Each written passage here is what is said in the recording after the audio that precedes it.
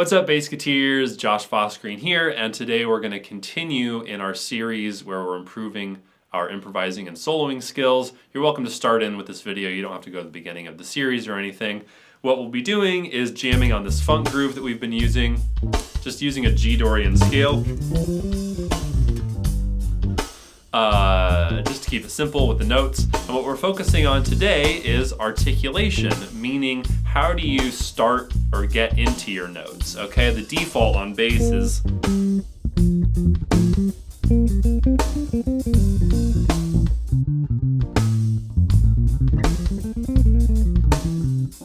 basically just playing the note, okay? There's not a problem with that. That's a great way to play notes. But there's a lot of other ways to get into your notes that more imitate like a human voice. Like when we're talking and when we're singing, we tend to scoop up into notes or kind of come down from notes. And also there's just a lot of stylistic different ways to articulate notes, especially in this kind of funky style that we're working in here.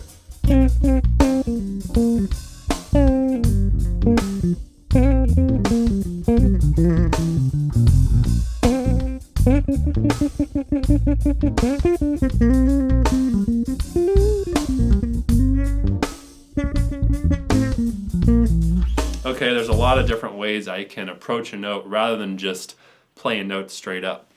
So this video is going to be a little bit different than the ones in the series so far, because I'm actually going to give you some specific ideas to play with rather than just kind of a context for you to come up with your own ideas, although I'll encourage that too. So let's just start with a G and an F on the G string. So G on the 12th fret, F on the 10th fret. Let's do it like this. 3, 4.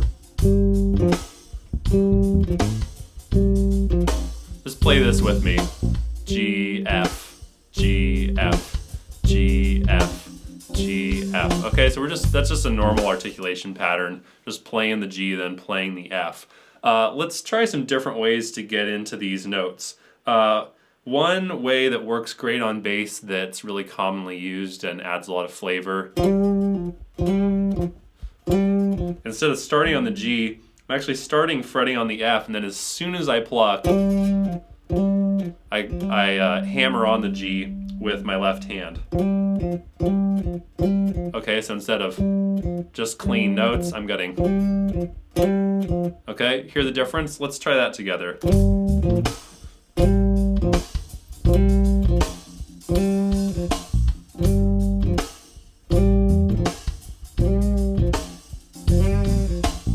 Okay, so there's a simple idea.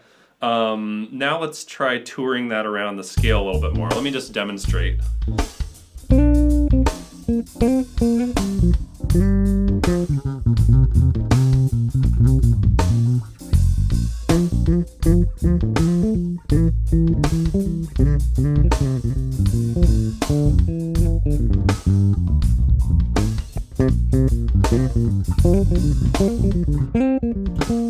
Okay, so I'm starting from the scale note under my target note and then hammering on up to it as soon as I pluck. So it's not quite the same as just like hammering on a note. It's really just a little grace note for like a millisecond before the actual note I'm aiming for. So you play with that now. G Dorian scale, just come up from under the note you're aiming for when you pluck and then hammer into it. Keep playing with that.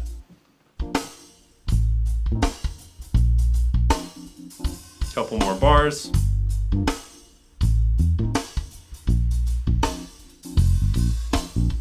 Cool. So each of the articulations we're going to play with together today, I want you to spend a lot of time with these on your own. One of the benefits you get from supporting me on Patreon is you'll have an extended version of this jam along track you can use if you want to. Sales pitch. So that's one articulation. Another one that's not used as commonly, but I really like, is so instead of coming from the scale note below and hammering up, coming from the scale note above and pulling off down to the note we want. So instead of F to G, we're going to go, we'll still go G to F, But we're gonna start on a B flat and do a really quick pull off. So the note that's left in your ear is mostly just that G, but it's like there's a little floop. Okay, so we'll do that same thing we were doing together earlier. Wrong rhythm. There it is.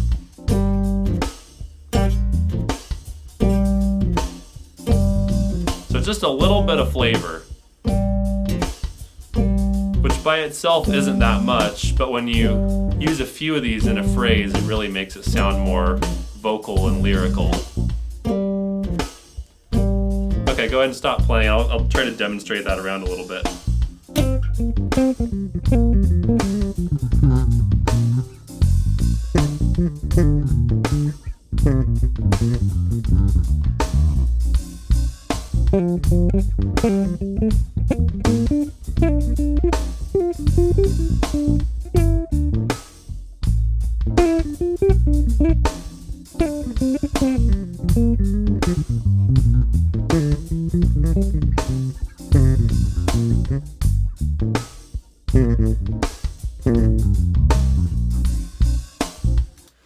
Okay, so you can kind of watch me actually processing that because I don't use that articulation as much as I used the first one we did. So I was finding there's places in the scale where I'm really comfortable with it, like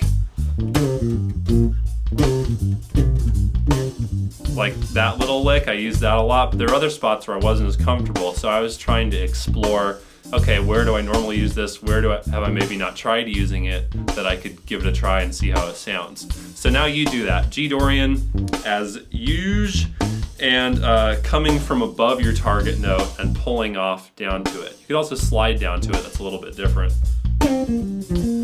For now, try the pull off thing. That's a little bit less commonly used.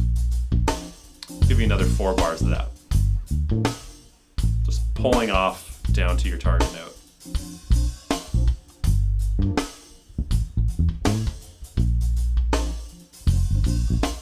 Let me show you one more articulation idea. This one's really near and dear to my heart, and it's just going like this.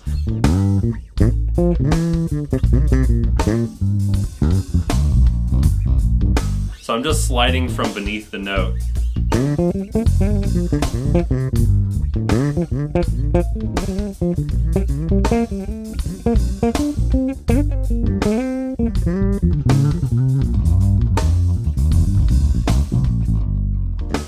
Okay, it creates a lot of drama and flair in the line that otherwise might not be that interesting. So you can you can use this to a variety of degrees, anywhere from just kind of subtly in a way that's sort of socially acceptable, all the way to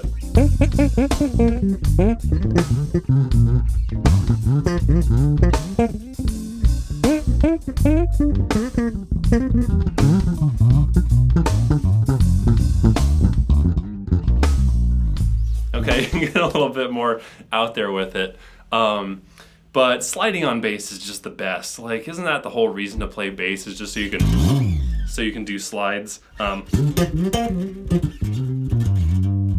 there's a lot of sounds you can get out of this. Let's just try taking that articulation through a G Dorian scale in 1 octave. It'll sound like this. Do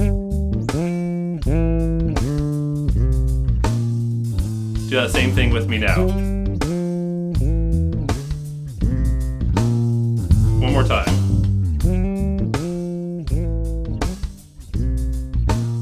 Now ascending.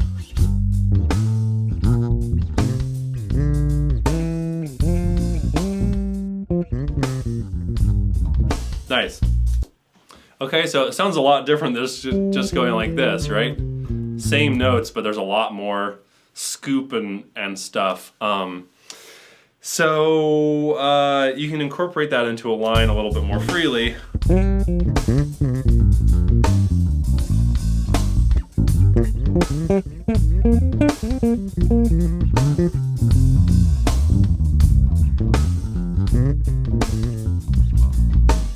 Okay, you play with that for 4 bars. So just play whatever you want. You're just trying to incorporate this new articulation where you're scooping from under the note in a sort of wild, slidey, unfocused way. Okay? Play with that a little bit more.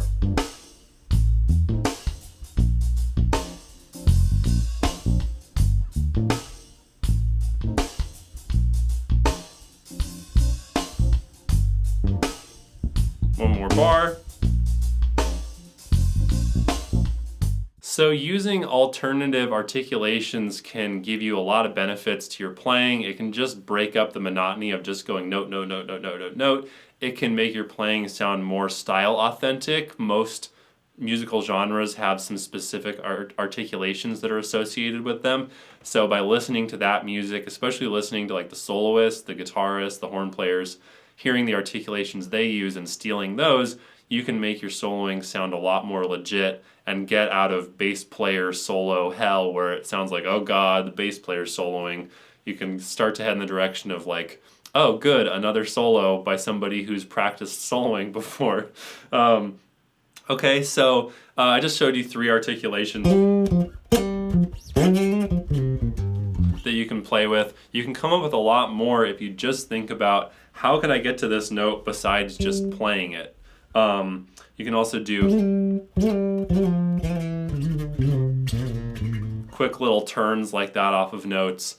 You hear that in a lot of different musical contexts. When I'm playing this tune at a gig later today. Come on, come over. Okay, so there's lots of stuff buried like that in all the songs you'll learn over the years. So steal those articulations. And one bass player who comes to mind who's really a master of this is Marcus Miller. He's put out so many records where he takes a tune that's traditionally sung by a vocalist and he plays the melody on a fretted bass. And the way he sells it, besides all of his other great musicianship stuff, is with articulation, okay? The way he gets into notes makes it sound like a human voice. So Marcus Miller is a great resource to check out for somebody who has mastered the use of articulation, in my opinion. Thank you for watching. I hope you've benefited from this. I think we got another video or so in this improv series. I hope you're getting a lot out of this. If you want to support me in continuing to make these videos, you know what to do. Check out my Patreon page or buy my books at joshfossgreen.com. Thank you guys so much. Peace out. See you soon.